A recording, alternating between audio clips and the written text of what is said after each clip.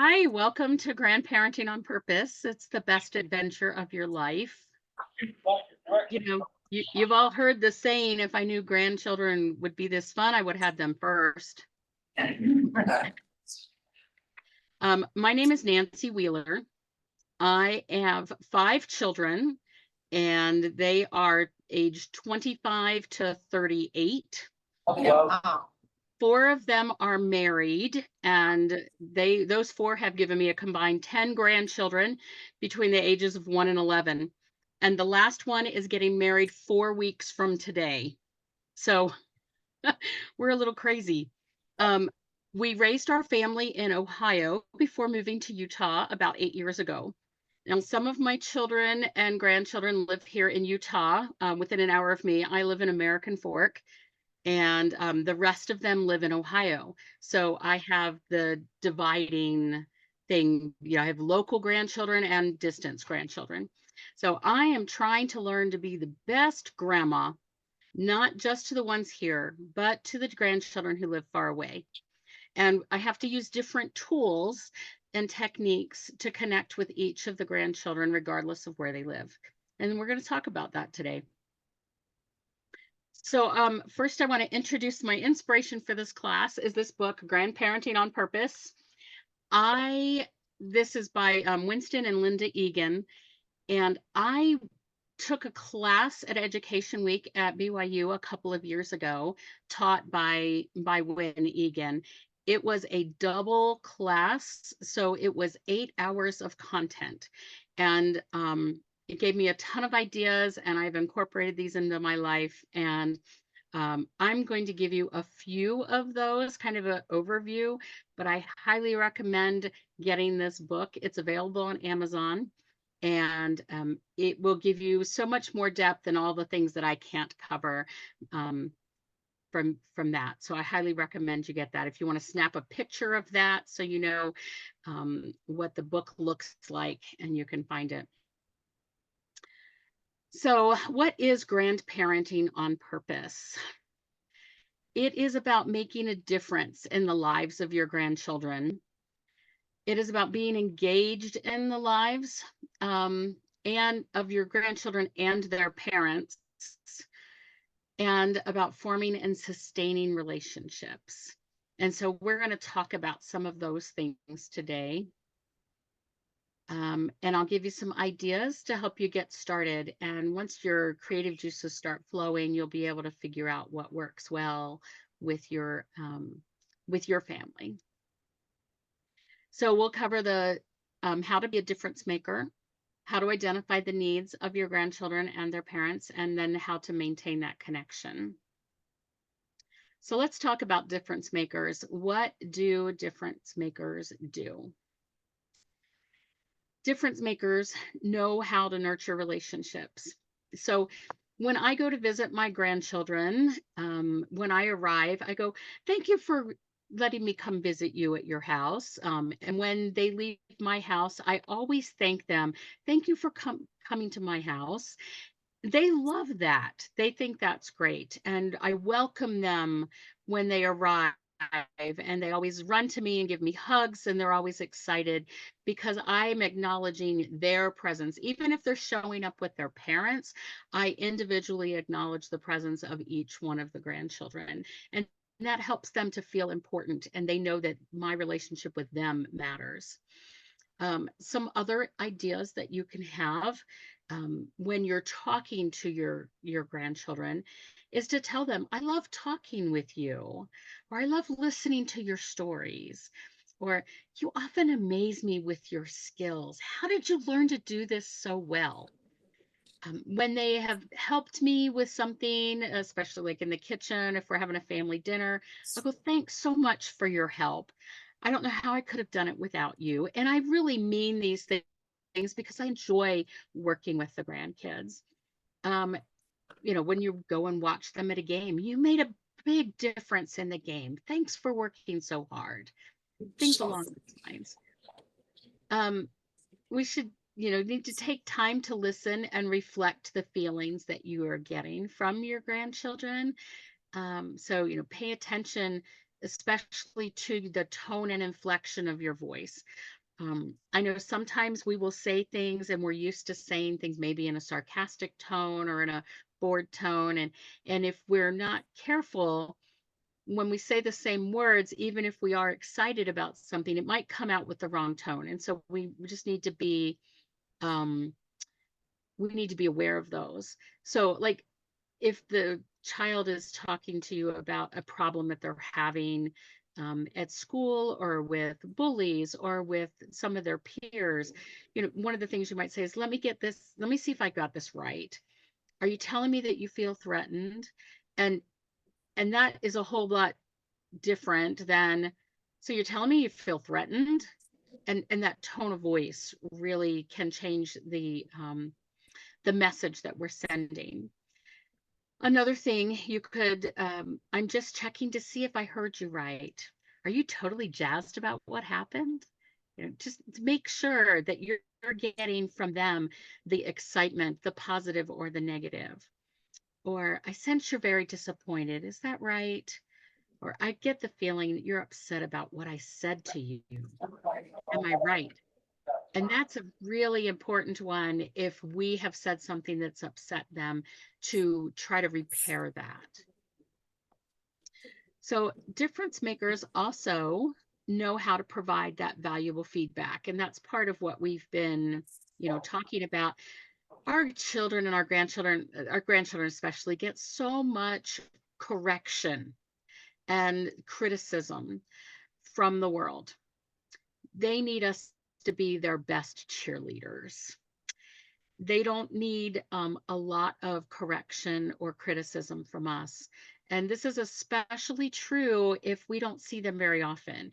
If we only see them once or twice a year because we live so far away, then we need to make sure that our interactions with them stay as positive as possible, so that they have those positive memories of us, and not those the memories of, wow, I went and helped grandma and all she did was tell me I did it wrong. So some examples of how we can be cheerleaders are, you're so much more confident in your singing and playing. Thanks for working so hard. Your efforts are really paying off. Or, I'm so glad you now have some great summer employment. I'll bet it feels good to be making some money. And that's really important when they become teenagers and they're starting to get some of their own money and they're not quite as dependent on mom and dad. Or, you've grown like a weed in the last year. How tall are you now? And then to have them maybe stand up and measure themselves against you. I tell you, they love it when they are just as tall or almost as tall as a grandparent. They get such a kick out of that. I have a granddaughter who is almost 11. She'll be 11 in April, and she is quickly approaching my height, which is a whopping 5'2". I'm not super tall, and she just loves it when she can tell me that she's almost as tall as I am. So those are some things there as well, that ways we can be cheerleaders. So difference makers know how to support talent development. Children love to show us what they've been working on. And when we give them the time and attention, we know that they know that we care. So my 3.5-year-old granddaughter was at my house yesterday for several hours while her father was here doing his taxes. And she was coloring, and she used to just scribble in the coloring book. And she came to tell me, she goes, Grandma, look, I colored very carefully and I stayed within the lines. And that gave me an opportunity to give her some positive feedback, to cheer her on for developing that skill. And then also I gave her a challenge to see if she was coloring a unicorn horn, to see if she could color all of the sections of the unicorn horn the same way without scribbling and being outside the lines. And before she left, she was very excited to show me that she had indeed done that. And she was just talking up a storm about how happy she was that she was able to finish that. But Our grandchildren, many of them will start to take lessons, piano or some musical instrument, or maybe they're learning a sport, playing soccer or baseball, or basketball. And this is where we get a chance to tell them, thanks for practicing so hard. You're improving every day, or you're so much better. You've developed so much in the last 3 months. If they have a artistic bent to them, it could be you've made great strides in your paint selection or shading and perspective. Or wow, I can't believe how skilled you are now. That practice has really paid off. So we have that opportunity to not be the one that's harping on them to practice, but to give them that positive feedback and to encourage them to be um, to put forth that continued effort, because mom and dad are the ones who have to harp on them every day. You need to practice your piano, and they go, oh, why do I have to do that? I'm so bored, I want to play with my friends. But then if grandma or grandpa comes along and praises them for that effort, then that also helps to make the parents um, life a little easier as well. So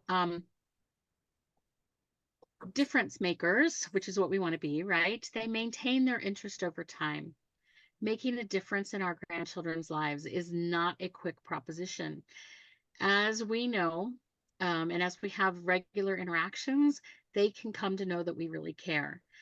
If you have the chance to start while they're young, and build that relationship, that's the best. But even if they are older, if they see that we take a real interest and we're putting forth some real effort and we do it over and over and over again, they will come around and they will accept that. They will build that relationship with us. We want to have that relationship so that when they run into a difficult situation, we can be a positive resource for them. Um, and it could be if they're in conflict at school or with their peers or even with their parents, that we can be that positive resource to help to guide them. They might listen to us where they wouldn't listen to a parent. The key to remember is that we're playing the long game. This isn't a short term thing. And one of the ways we do that is we are present at times of uncertainty and pain. So when difficult things happen, even if they're self-inflicted, we can be there to comfort them, console them, and care for them. They need to know that they are loved unconditionally by us. Um, and we can be the embodiment of Heavenly Father's love to our grandchildren. This might not be the best time to offer advice if they're going through a real problem. And it's most definitely not the time to say, I told you so, even if you had. The relationship is more important than making sure that they know that you were right. Besides, they already really know that, um, and they really don't want to be reminded of their mistakes. So they need to have that support of, you can come back from this. There's no mistake that you're going to make that can't be overcome. And we can redirect them at that point, especially if we have that relationship. We can direct them to the Savior and to repentance, and to help them to understand the importance of that and how that can help them feel better, without them feeling like we're trying to lecture them. And difference makers are there for important events. We need to find out the schedules for those important school events and get them on your calendar. Make it a point to attend concerts, recitals, games, primary programs, talks in church, anything special in their lives. If you can be there, do it. So 3 of our grandchildren are in a production of The Lion King Jr. next month, and the tickets go on sale at midnight on a weekday. So you better believe that I'll be buying those front and center tickets when they first go on sale. So I'll be staying up to make sure that I get the prime tickets that I want. We also attend dance recitals for our other grandchildren, and we're some of their biggest fans. Um, I don't yell very loud and do the woohoo thing. I don't have the voice to do that, but I drag along some of my other family members and they take care of that. So our grandchildren have a cheering section for them, and you ought to just see them light up when they realize, because they can't see in the dark auditorium, but when they hear the excitement for them, that is their faces just light up and they just beam. But if you're going to a recital or a play or a concert, consider taking a small bouquet of flowers or another token of a to give them at the end of the performance. Many of the groups will have things that you can buy there, so you don't have to, go out to the store and get a bouquet of flowers, but you could even do that. They love to get those, and they love their friends to see that they've gotten those, and they go, "Hey, look at what my grandma gave me." And they just absolutely light up, and that's part of being that encouraging voice for them and making a difference in their lives. And difference makers share stories and memories. Children love to hear the stories about what it was like when you were their age. And this is where it really ties into family history, which is what this whole expo was about, right? If we are working on our personal history, then we can share those memories with our grandchildren. And it helps them to relate to us and see us as their friend, to understand that we know what it's like to be 10 or 15 or even 5. We know what it's like. And sometimes it's been a lot of years for us, and maybe we need a little reminder. We can share our own stories from our personal or family history, or stories of friends, or even important events that happened when we were younger. I know my children share sometimes, with their older kids. When 9/11 comes along, they all start talking about where they were. Where did they hear that? Some of the older generation, like, where were you when JFK, was shot? Or where were you when um, they landed on the moon? Or where were you when Challenger, exploded? And a lot of those are tragedies, but we're able to share the depth of our memories and our experiences, and then share those things with our grandchildren so that they know how to go through something that's hard or difficult, that it is possible to come through on the other side, and to know how to react and how to process those kind of emotions. And that's something that we can help teach as grandparents. So we should try to tie in our stories to the current situation or life event of our grandchildren. Um, but there's a caveat. Um, we need to make sure that we're not just telling the same stories over and over and over again, unless they've asked. Sometimes they just love to hear a certain story. But when we tell the same stories repeatedly, and every time they see us, we tell the same story, it's going to have the opposite effect, and they're going to start tuning us out because they want something new. They want something different. So um, that's just something to watch for. So your family is going to look different than my family, and it's going to look different from the person sitting next to you. Your grandchildren might include stepchildren, foster children, adopted children.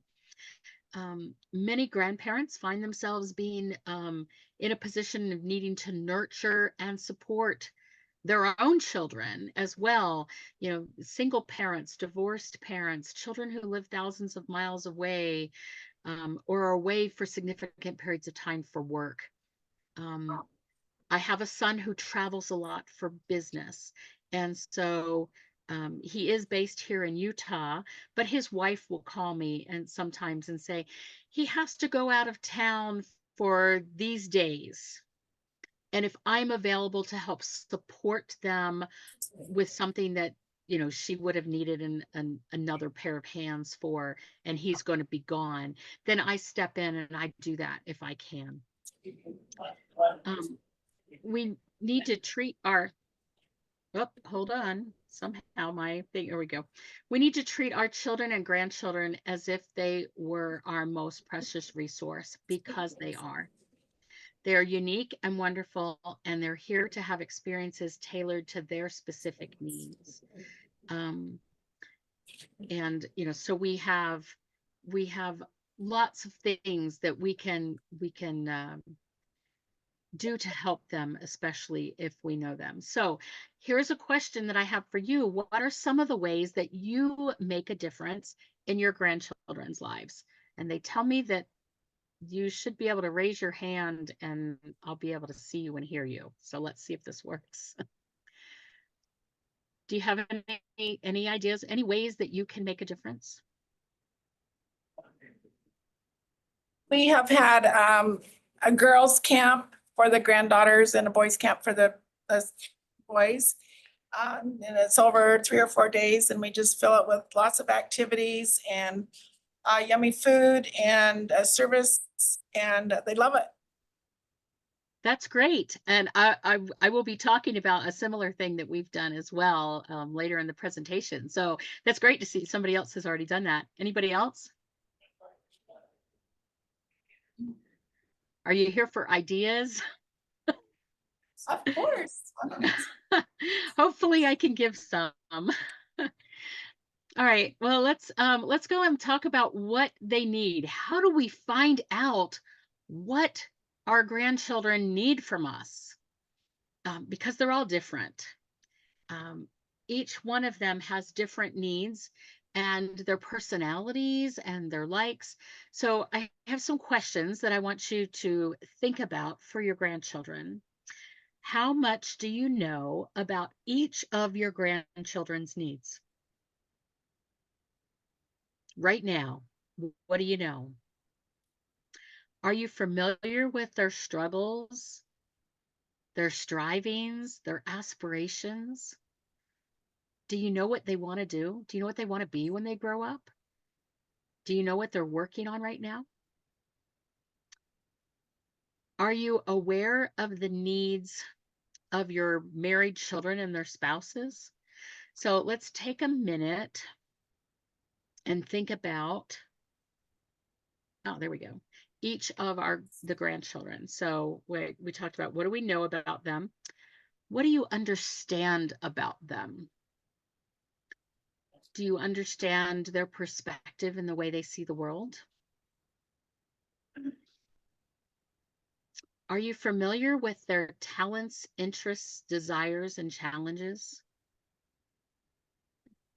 Do we know if the child who hates practicing the piano really doesn't have much of a talent for it and would rather play something else instead? Is that something that we know, or do they really like to play, but they just need to learn how to balance their time? And then what are some supportive things that you've done or could do to be more responsive to their needs? So for each of our grandchildren, we should think about these questions and analyze where we are and what we need to find out. So let's talk about some ways to get better answers to these questions, because I know when I sat down and looked at all of my grandchildren and trying to figure out, there's a few of them that I need more information. So let's see what we can do.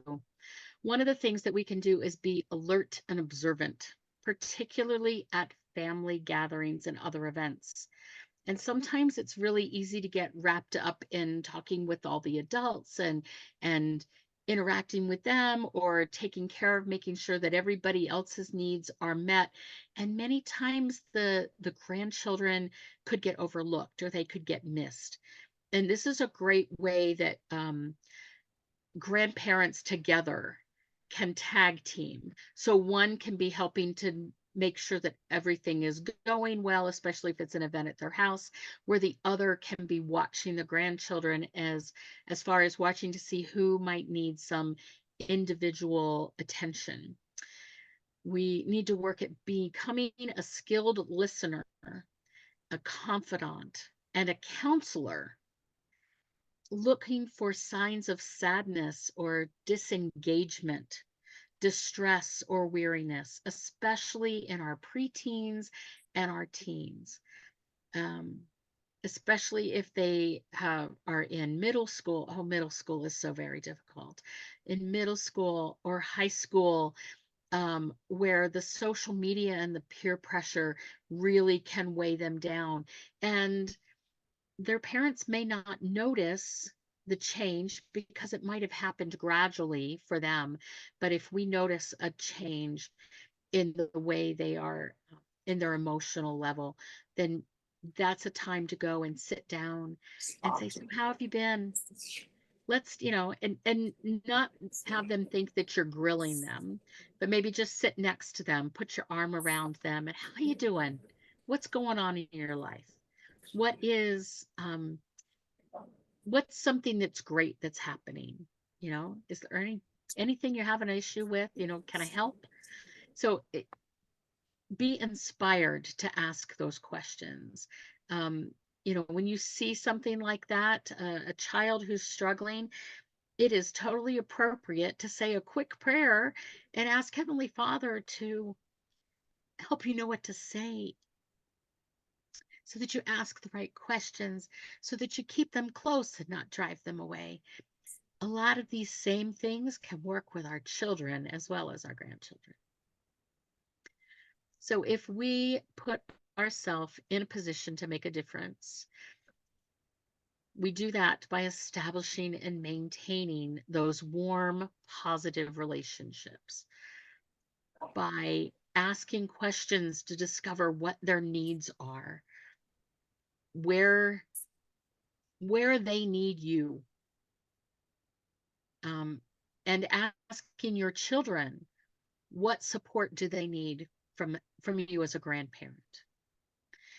If your grandchild maybe has a medical issue, there's a lot of kids who are having some medical issues, and this is the time to find out what is it that's going on and inform yourself.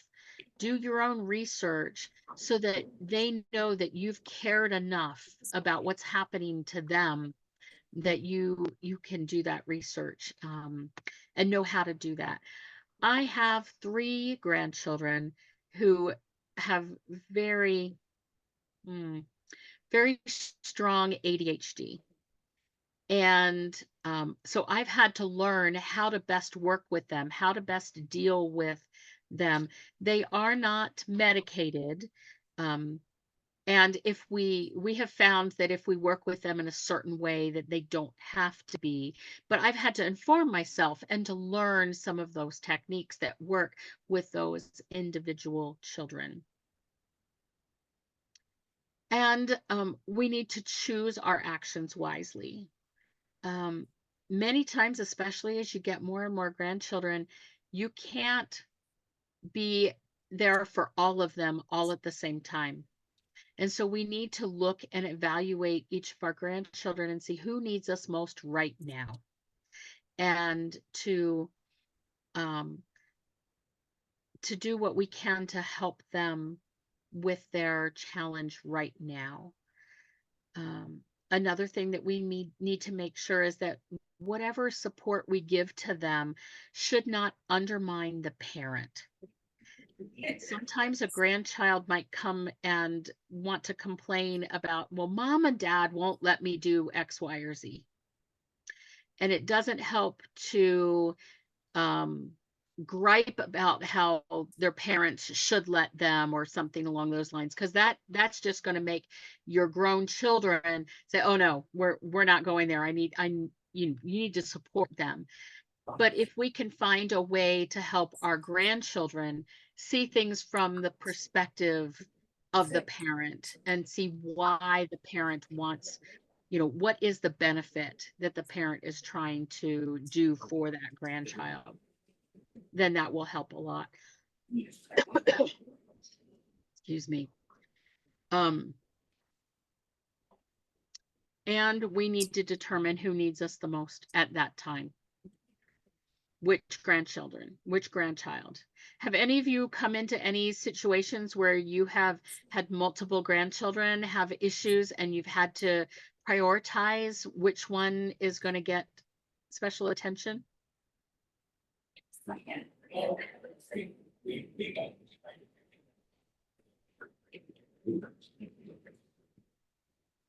Have any of you run across that situation? I know that many times if there's a child who is sick, I know of a family where, and this isn't my family, this was a friend's family, where one of the children got cancer, and the parents had to spend a lot of time at the hospital trying to work through chemo and everything with that child. But the sibling who was left behind, who was healthy, they needed extra support. They needed the extra time because the parents were at the hospital. And in a situation like that, we as grandparents may want to do that same thing as go and support the sick child. And they need to know that we do support them, but the well child may be the one who needs us the most right then, so that they can continue to have the support that they need and not feel adrift and not feel like they are being abandoned. Did we have a comment? Okay, I just heard something. Okay. So let's talk about maintaining our connections with our grandchildren and how we can stay connected with them. So now we know we have some tools that we can use to make a difference. We have discovered details about our grandchildren and done some research so that we know what they need from us and how we can best connect with them. And so now let's talk about some tools to stay connected. One of the ones that we use is messenger chats, because I have grandchildren who live 1,800 miles away. So for you iPhone users, you probably call it FaceTime. We use Messenger. We schedule these chats in advance with their parents because our grandkids are all under 11, and so they don't have their own cell phones. But we schedule these in advance with the parents so that we're not interfering with dinner or an after school activity or anything like that. And the parents are right there. If you have teenage kids who have their own phones, then that's a different thing. Then you need to make sure that your timing is right, that you're not calling them too early or too late. That's where it's important to know what's their schedule like. We have a family messenger feed that we use for current events and anything else that I have 4 boys. I only had 1 daughter and then 4 sons. So the conversations get to be a little rowdy sometimes even as adults. And they actually have their own chat that just has the 4 boys on it because they talk about stuff that the rest of us we don't need to hear about. We're just shaking our head, and scratching our head. What video game is this you're talking about? But we keep up on current events, and they put up videos of our grandchildren. We have a granddaughter who is 5, and she sings everything. So where some children might talk as they are playing, she talks to music. And so she literally will sing for everything she wants to say. So we will get videos of her looking out the sliding glass door and singing about how it's raining, how she wishes she could go outside and play, and singing to the dogs and singing about what happened in school. And it's so adorable. But they share those videos on our family messenger feed. Um, so as they become older and they have their own cell phones, oh goodness gracious, hold on, there we go. As they become older and they have their own cell phones, then some of the things that we can ask is or text them. The kids nowadays, they don't necessarily want a phone call, they want to text. And text, how was your first day at school? Or what are you going to do to um ask your date to the dance? Or have you decided whether or not you're trying out for the basketball team? Or how is your friend Erica doing?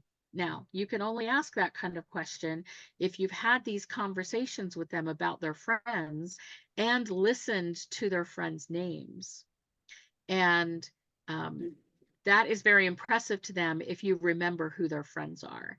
Now, one of the things that I suggest is you just get a little notebook and just have tabs for each of your grandkids, especially as you get more and more of them, and you can keep track of things. And as you have calls with them, you can take notes and jot down, um, that on this date, this is what they were doing, so that you can then follow up and you can remember.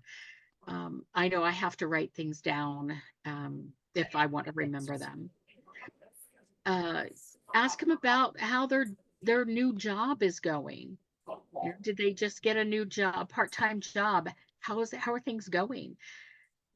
Is there anything going on that I can help you with? And this is an opportunity for them to give you that information. But again, if you haven't built the relationship before, they're going to go, no, everything's fine. And that's as far as you're going to get. So this is part of building that relationship over time. So we can call, we can text, we can video chat, and stay connected that way. Don't overdo it because you're not their peer, but when they have key events, that's a great way to keep in touch. So there are other tangible ways that aren't just electronic. Getting physical mail is an important thing to children and teens. Hardly anybody gets anything that they want in the mail anymore. In our fast-paced world where email and text messages are prolific, a piece of actual mail that they can hold, handle, review, tuck it in a scrapbook, that can become a cherished treasure. So some examples of this might be birthday letters. Now I'm talking more than just a birthday card, because generally the kids will open a birthday card, look to see if there's money or a gift card inside, and the card gets tossed to the side and they don't read them. At least that's been my experience. But an actual birthday letter, where you type it out and talk to them about how proud you are of all of the progress they've made. That year, in the past year, and the things you've observed and the ways that they've grown, and the positive things. Keep it all positive and uplifting, and keep a copy of it for yourself, and make a file for each child. And then I have seen that when they graduate from high school, then you can give them a book that has copies of all of their birthday letters. And by that time, they really will appreciate it and be able to go back and read them if something has happened to their copy. Do any of you do that? Do any of you write birthday letters to your grandchildren?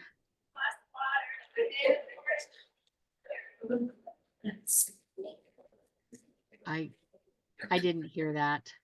My wife did. Oh, great. Do the grandchildren like it? They do. See, they will cherish that. It's something just for them. Another thing would be postcards.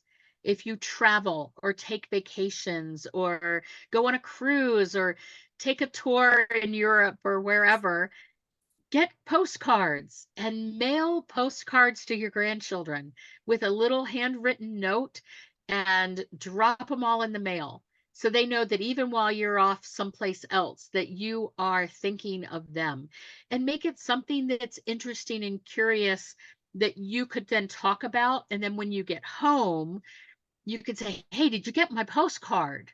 And then you can talk about your memories or what you learned about what the picture was on that postcard with them.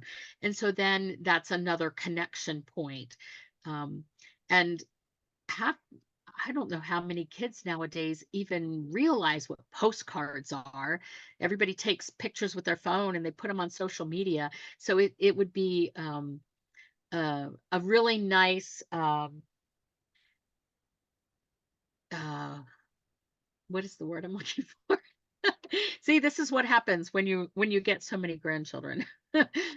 It is a unique thing that they won't get very often, and so then it would be more cherished. Have any of you traveled and sent postcards to your grandkids? Yes. How did that work? Well, you get home and then like 3 weeks later, they finally get the postcard. Yeah. Yes, if it's international, definitely. That's generally the way it would go. But then you have a chance to talk to them about it, right? Right, yes. Okay. Let's So keep up to see if they got it yet or not, because it takes forever. that's a good thing to remember. So if you get someplace, send your postcards your first day. Don't wait. Get the postcards, even if they're even if you haven't been to see a certain site, if you can get a postcard that has that on it, because you know you're going there, send those postcards the first day. And then there's not as much of a lag between when you get home and when they get it.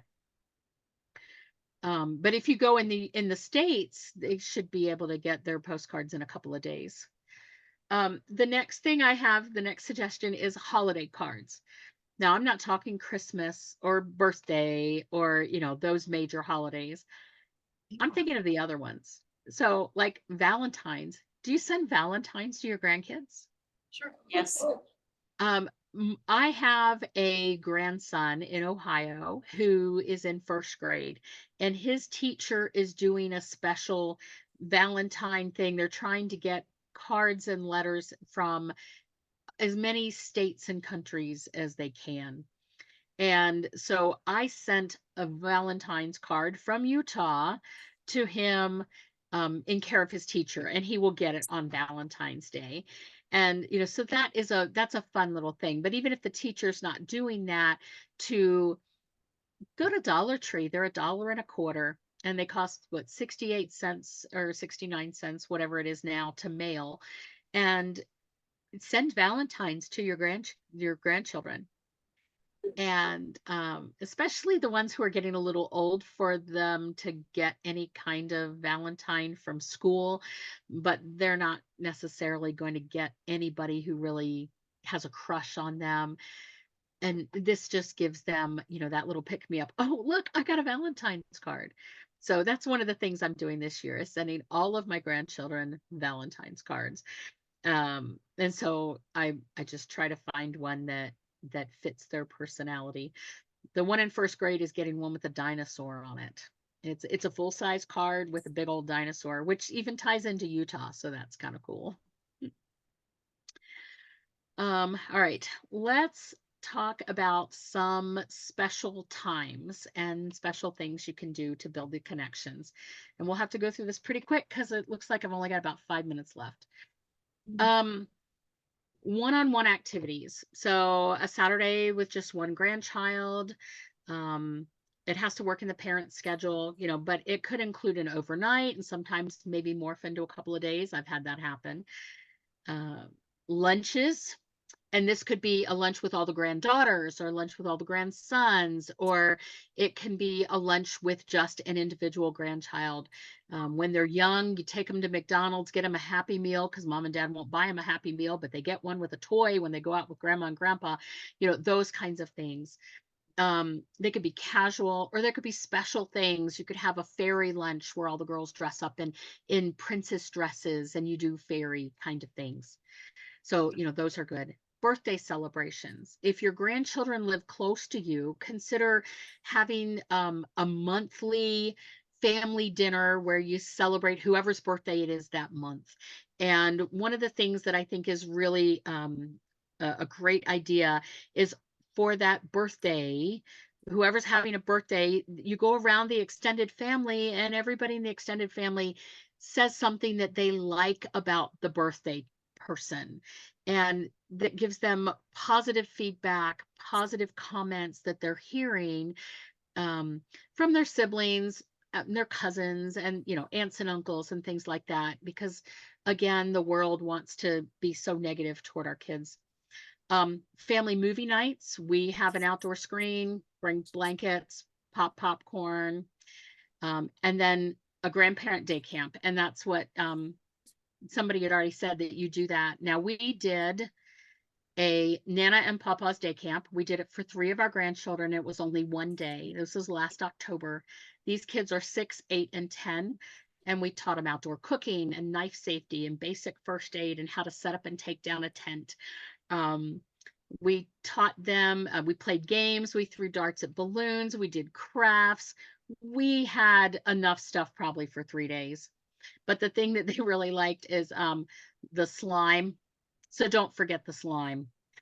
But make sure you do it outside, keep it off their clothes. They had such a good time. Even Grandpa got in on the action, and he didn't like having slime on his fingers. But this year we're talking about expanding it and having the grandchildren stay overnight, but in tents in the backyard, because we have little 2-person tents. But here are some of the testimonials that our grandchildren gave us. And that's the true measure of an activity. And in reviewing their experiences, we got some valuable feedback on things that they wanted to do, and things that we can add. So, what are some of the traditions that you have for your own grandchildren? Somebody's already said they do a day camp. Is there anything else that you have for your family that are some of your family traditions that can build these connections?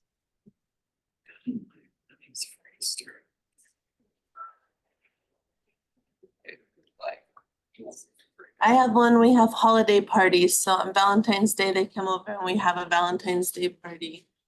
Oh, that's great. Do you do any of the other holidays? Yeah, we do Halloween, Valentine's Day, Christmas, but we have a party. So they come over and then we have games and we eat and we always have food related to the holiday and everything. So Oh, that's great. How many grandchildren do you have? I have 3. They're 5, 3, and like 7 months. Okay, so you're starting early and building these traditions. That's great. I love to see that. Well, hopefully I have given you all some things to think about. And again, I'm going to put